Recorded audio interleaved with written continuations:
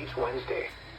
If there is a risk of severe weather, the test will be postponed to the next good weather day.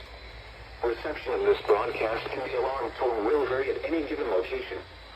This alarm tone will be activated for hazardous watches and warnings for the following counties: Beaufort, Bryan, Bullock, Chatham, Effingham, Jasper, Liberty, and Scrubbin. This concludes the weekly test of the NOAA Weather Radio All-Hazard Station KEC85 by the National Weather Service Office in Charleston, South Carolina.